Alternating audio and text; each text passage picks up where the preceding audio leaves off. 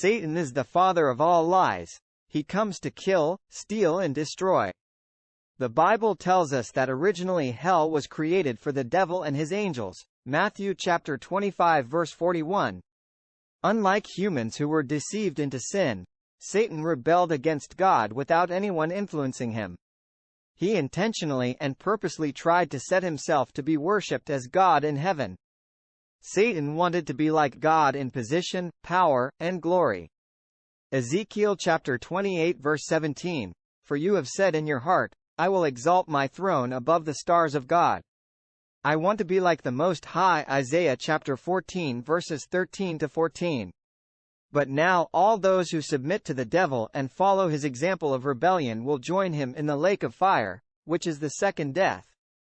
This is the ultimate consequence of sin, which is to be totally cut off from God. The lake of fire will be a place of perpetual suffering and misery. Scriptures indicate that every person whose name is not in the book of life will be cast into the lake of fire. Revelation chapter 20 verse 15. The lake of fire will also be the place where the beast and false prophets will be at the end of time. Revelation chapter 19 verse 20, as well as Satan himself. Revelation chapter 20 verse 10. The Bible indicates that both death and hell are the temporary destination of the unsaved dead, and will also be cast into the lake of fire. Revelation chapter 20 verse 14. God made Adam in his image and likeness. He made him perfect like a saint and gave him dominion over the earth, placed him in the garden to take care of it and to follow the instruction of God. He then commanded Adam not to eat of the tree of knowledge of good and evil, and told him, the very day that you eat of it you shall surely die. Satan fell from God's grace because he wanted to be as God. He caused Adam to fall from God's grace by telling him a lie. If he eats from the tree of knowledge of good and evil, he will be as God.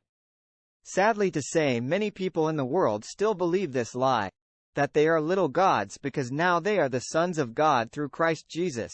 Have you ever asked yourself, why would Satan want to be as God if he was God already? Why would Adam believe such a lie, that if he ate of the tree he would be as God if he was a God already? In Christ, God sanctifies us by the blood of Jesus, and made us become saints of God.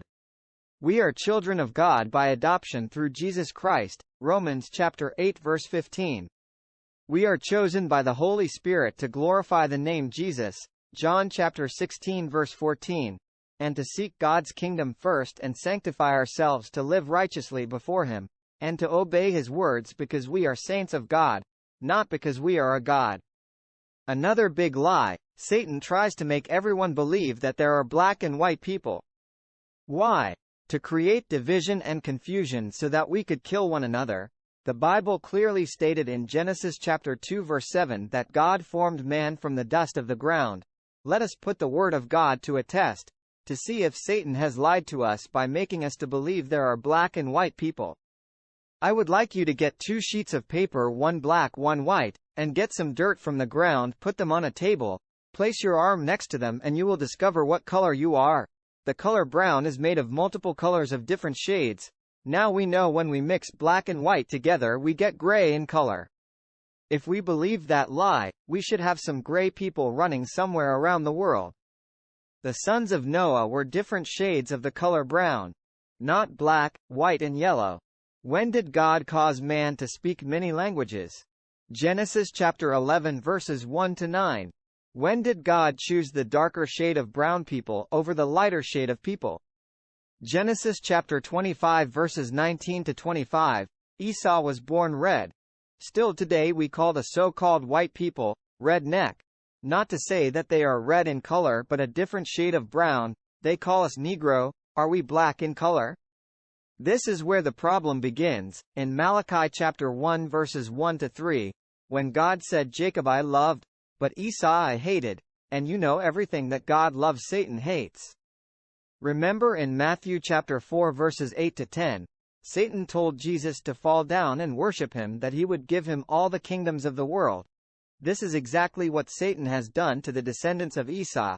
He caused them to worship him as God and gave them all the power over his kingdom. He also created the black code and the white code laws, just so that they could go and kill all of us because we are God's beloved.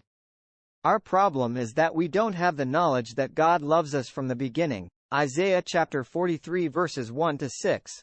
But now, this is what the Lord says, who created you, O Jacob, and he who formed you, O Israel. Fear not, for I have redeemed you. I have called you by your name. You are mine. When you pass through the waters, I will be with you, and through the rivers, they shall not overflow you. When you walk through the fire, you shall not be burned, the flames will not set you ablaze. For I am the Lord your God, the Holy One of Israel, your Savior. Listen to the words of Jesus in Matthew chapter 23 verses 37 to 39. O Jerusalem, Jerusalem, the one who kills the prophets and stones those who are sent to her. How often I wanted to gather your children together, as a hen gathers her chicks under her wings, but you were not willing. See, your house is left to you desolate. And assuredly, I say to you, you shall not see me until the time comes when you say, Blessed is he who comes in the name of the Lord. You are of your father the devil, and the desires of your father you want to do. He was a murderer from the beginning, and does not stand in the truth, because there is no truth in him. When he speaks a lie, he speaks from his own resources, for he is a liar and the father of it. And also after his resurrection in Revelation chapter 2 verse 9, and chapter 3 verse 9. Jesus clearly told those Jews they were of the synagogue of Satan. In Revelation chapter 2 verse 13, Jesus even exposed where Satan's throne is at Pergamos. It was in Turkey where he sent messages to the 7 churches. Almost all of the so-called Jews in Israel today don't study from the Torah nor do they consider the New Testament of the Bible. They study from the Talmud and they hate the name of Yahshua, which is our Lord Jesus. But the scripture has confined all under sin, in Galatians chapter 3 verses 22 to 29, that the promise by faith in Jesus Christ might be given to those who believe. But before faith came, we were kept under guard by the law, kept for the faith which would afterward be revealed. Therefore the law was our tutor to bring us to Christ, that we might be justified by faith. But after faith has come, we are no longer under a tutor. For you are all sons of God through faith in Christ Jesus. For as many of you as were baptized into Christ have put on Christ. There is neither Jew nor Greek, there is neither slave nor free, there is neither male nor female. For you are all one in Christ Jesus. And if you are Christ's, then you are Abraham's seed, and heirs according to the promise. We are all of one race, and the color of our blood is the same. My prayer is that all who listen to this message, the Holy Spirit will give them the understanding that no black or white people are going to be before the throne of God in heaven. Why?